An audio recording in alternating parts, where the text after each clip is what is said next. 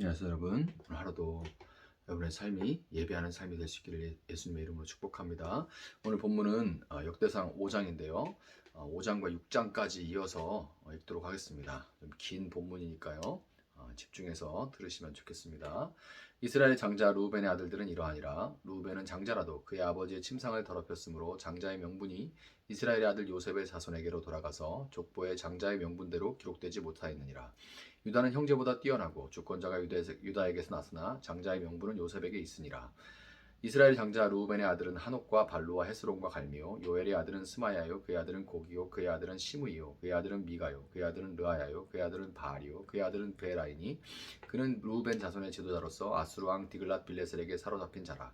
그의 형제가 종족과 계보대로 우두머리 된 자는 여이엘과 스가랴와 벨라니. 벨라는 아사스의 아들이요 세마의 손자요 요엘의 증손이라. 그가 아로엘에 살면서 느보와 바알 모험까지 다다랐고 또 동으로 가서 거주하면서 유브라데 강에서부터 광야 지경까지 다다랐으니 이는 길르앗 땅에서 그 가축이 번식함이라. 사울 왕 때에 그들이 하갈 사람과 더불어 싸워 손으로 쳐 죽이고 길르앗 동쪽 온 땅에서 장막에 거주하였더라. 갓 자손은 르벤 사람을 마주 대하여 바산 땅에 거주하면서 살르가까지 다다랐으니 우두머리는 요엘이요 다음은 사밤이요 또 야네와 바산에 산 사바시오.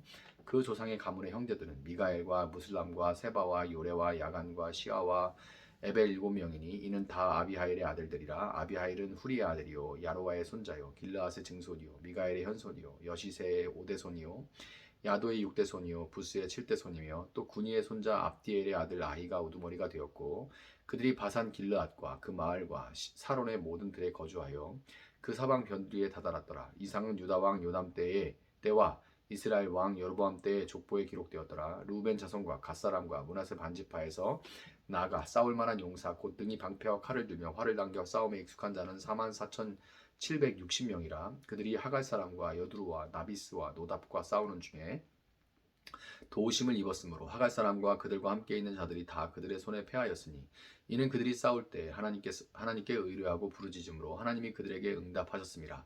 그들이 대적의 짐승 곧 낙타 5만 마리와 양 25만 마리와 나귀 2천 마리를 빼앗으며 사람 10만 명을 사로잡았고 죽임을 당한 자가 많았으니 이 싸움이 하나님께로 말미암았습니다. 그들이 그들의 땅에 거주하여 사로잡힐 때까지 이르렀더라. 므낫세 반지파 자손들이 그 땅에 거주하면서 그들이 번성하여 바산에서부터 바알 헤르몬과 스닐과 헤르몬 산까지 다다랐으며 그의 족장은 에벨과 이시와 엘리엘과 아스리엘과 예레미야와 호다이야와 야디엘이며 다 용감하고 유명한 족장이었더라. 그들이 그들의 조상들의 하나님께 범죄하여 하나님이 그들 앞에서 멸하신 그 땅 백성의 신들을 가늠하듯 섬긴지라. 그러므로 이스라엘 하나님이 아수르 왕 불의 마음을 일으키시며 아수르 왕 디글랏 빌레셀의 마음을 일으키심에 곧 루벤과 갓과 므낫세 반지파를 사로잡아 할라와 하볼과 하라와 고산 강가에 옮긴지라. 그들이 오늘까지 거기에 있으니라. 아멘. 역대상 6장입니다. 레위의 아들들은 게르손과 그앗과 무라리요. 그앗의 아들들은 아므람과 이스알과 헤브론과 우시엘이요.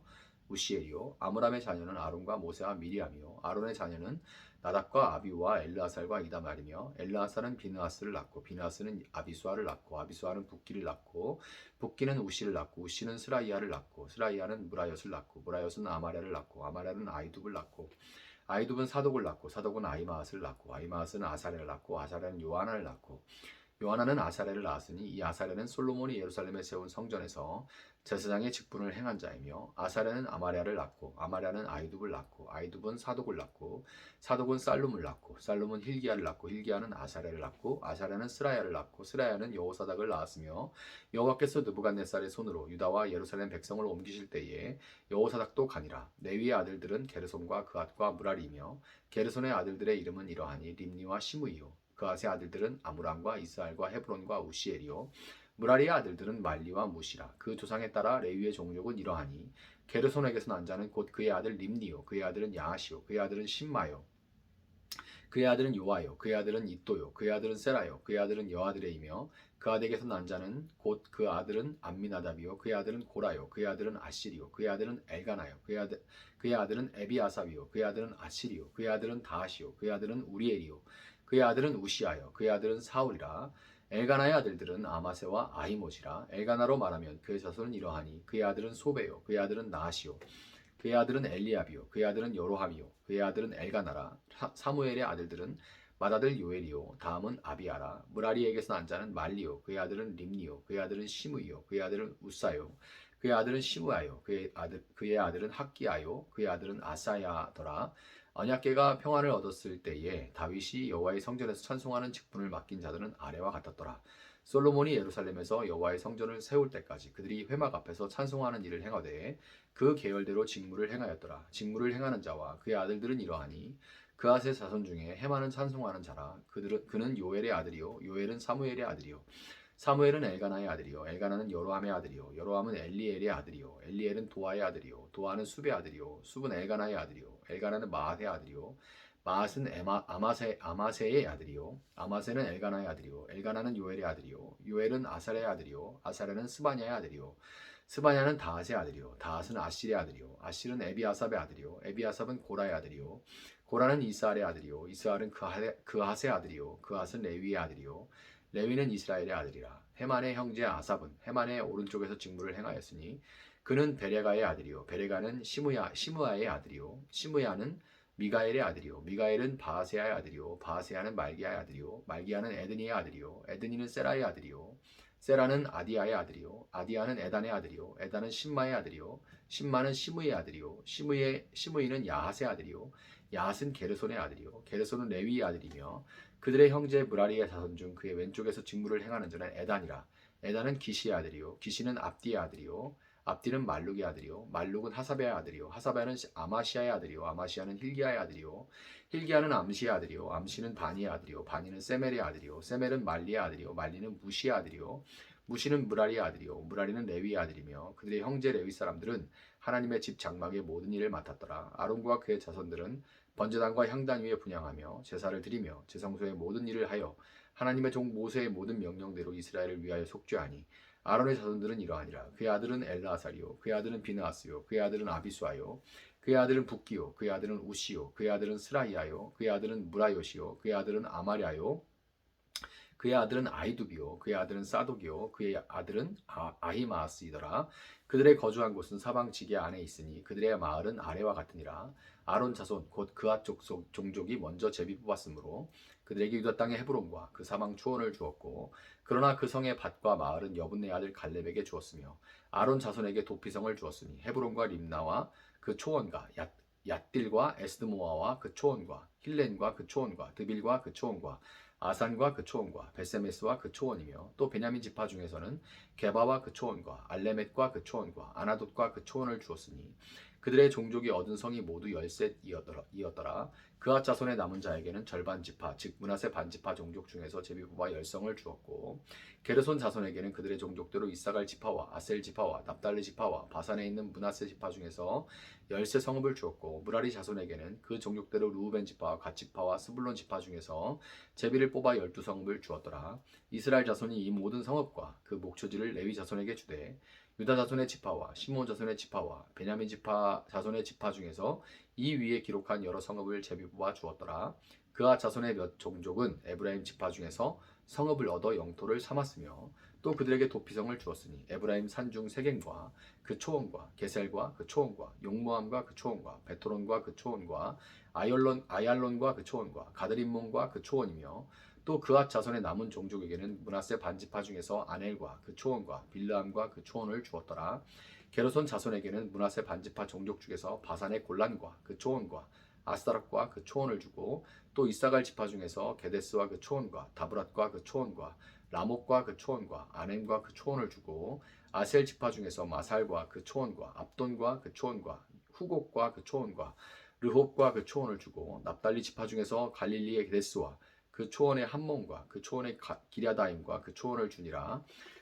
무라리 자손의 남은 자에게는 스불론 지파 중에서 림모노와 그 초원과 다볼과 그 초원을 주었고 또 요단 건너 동쪽 곧 여리고 맞은편 루벤 지파 중에서 광야의 베셀과 그 초원과 야사와 그 초원과 그데목과 그 초원과 메바앗과 그 초원을 주었고 또 갓 지파 중에서 길르앗의 라못과 그 초원과 마하나임과 그 초원과 헤스본과 그 초원과 야셀과 그 초원을 주었더라. 아멘.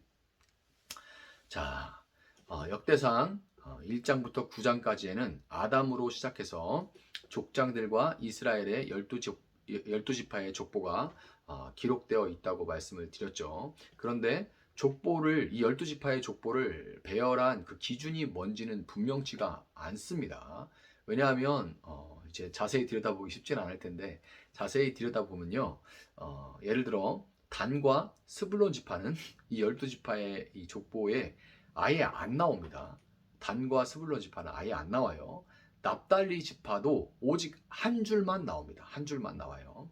그럼에도 분명한 것은 이 족보가 다윗과 솔로몬을 중심으로 하는 이 유다 지파와, 지난 시간들에 봤었죠. 유다 지파와 또 다른 한 지파, 레위 지파, 이 두 지파에 초점을 맞추고 이 족보가 전개되고 있다는 것은 분명합니다. 역대기는 사무엘서와 열왕기와 달리 다윗과 솔로몬을 매우 긍정적인 인물들로 묘사하고 있어요. 물론 열왕기서도 솔로몬은 그렇지 않지만 다윗은 굉장히 긍정적으로 묘사를 하지만, 그럼에도 다윗의 실수들을 아주 적나라하게 그렇게 드러내고 있죠. 그런데 역대기는 여러분 그런 모습을 보지 못할 겁니다. 굉장히 긍정적인 인물로 다윗과 솔로몬을 묘사하고 있어요. 역대기의 저자는 무려 32개에 달하는 자료를 인용하면서 책들을 쭉, 참고 문헌들을 두고서 지금 역대기를 기록하고 있는 거죠. 역사를 기록하는 사람으로서 당연한 거예요. 자료들을 참고해서 역사를 이제 서술해 나가는데, 그런데 이 자료들을 어떻게 내가 사용하느냐, 자료들을 어떻게 발췌하고 어떻게 조합해서 사용하느냐는 역사가에게 달려 있는 거죠.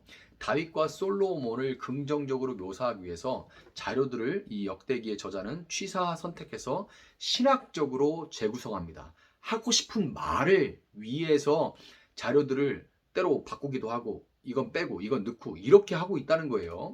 그러니까 원래 우리가 생각하는 그런 역사라면, 물론 모든 역사는 대부분 승자를 중심으로 쓰여져 있고, 모든 역사가의 배경들이 다 역사가의 그런 관점들이 그들이 기록한 역사에 다 담겨져 있습니다. 그래서 완전히 역사가의 관점을 배제한 역사라는 건 존재하지 않아요. 그렇지만 특별히 이 역대기는 역대기의 저자가 기록한 역사는 일반적으로 우리가 생각하는 그런 역사보다는 더욱더 신학적인 역사다라고 우리가 생각할 수가 있습니다.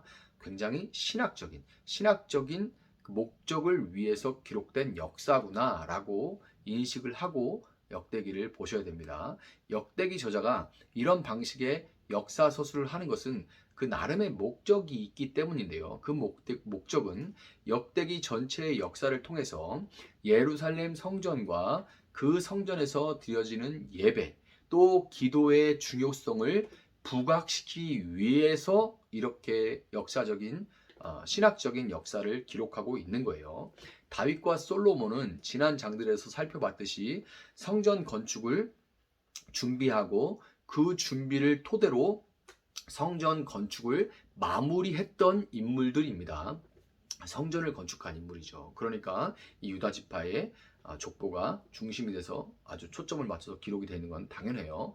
유다 지파 중에서 다윗과 솔로몬으로 이어지는 족보, 이 유다 지파의 족보를 제외하고는 오직 아론의 족보만이 족장 시대부터 포로기까지 언급되고 있습니다. 두 지파, 다윗과 솔로몬으로 이어지는, 유다 지파도 전체가 다가 아니죠. 다윗과 솔로몬의 자손들, 이 레위 지파도 특별히 아론의 지파들의 계보가 쭉 포로기까지 소개가 되고 있어요. 오늘 본문을 역대상 5장 6장으로 잡아서 긴 본문으로 읽었는데요. 무려 한 100여 절 됐습니다. 그런데 여러분 보세요. 루벤, 갓, 므낫세 반 지파까지 세 지파의 족보를 기록하고 있는 5장보다 아론을 비롯한 레위 지파의 족보가 그 분량이 압도적으로 많습니다. 한 4배 돼요. 압도적으로 많습니다. 또한 역대상 5장은 26절에서 루벤, 갓, 므낫세 반 지파가 하나님의 말씀에 불순종함으로 결국 아수르에 멸망당하고 아수르 땅으로 흩어지게 되었다. 이렇게 마무리를 하는 데에 비해서 레위 지파의 족보는 그렇지가 않죠. 이와 같이 두 지파의 족보가 또렷하게 유다 지파와 레위 지파의 족보가 뚜렷하게 부각이 되는 것은 이스라엘의 과거와 현재와 미래가 아론과 다윗 가문에 달려 있다는 것을 보여주고 있는 거예요. 다윗과 솔로몬을 비롯한 다윗 왕조가 성전 건축을 담당했다면 아론을 비롯한 레위 지파는 성전 제사, 예배를 담당하고 있습니다. 성전 건축, 성전에서 드려지는 예배, 제사를 담당하고 있어요. 레위 지파의 존재와 역할은 이스라엘 정체성을 지키는 데 있어서 아주 핵심적인 요소입니다. 비록 나라가 망하고 포로로 잡혀갔다 돌아왔지만 그럼에도 레위 지파가 생존해 있고 그들이 제사, 이 예배라는 본연의 임무에 충실한 이상 하나님 백성의 정체성은 결코 상실되지 않는 거예요. 레위 지파가 예배를, 제사를 집전하고 있다면 그 하나님 나라 백성들의 정체성은 결코 상실되지 않는 겁니다. 레위인들은 역대상 6장 31절부터 53절에 기록된 대로 성전의 제단에서 제사장으로 예배를 집전하고 또 54절부터 81절의 기록과 같이 이스라엘 전역에 흩어진 레위성에서 율법을 가르쳐야 했습니다. 율법을 또 가르쳤어요. 또한 그들은 성전에서 아름다운 찬양으로 하나님을 섬겨야 했습니다. 레위 지파 족보에는 낯익은 이름들이 등장하는 것을 우리가 볼 수가 있는데요. 바로 이제 시편 찬송가의 저자인 시편의 그런 찬송들을 기록한 고라와 아삽의 이름을 우리가 발견할 수가 있습니다. 시편을 지은 사람들의 이름이 이 역대기에 기록이 되어 있는 거예요. 그들은 지금의 성가 대장과 같이 하나님께 올려드리는 찬양으로 영원히 그 이름이 향기롭게 기억이 되고 있는 겁니다.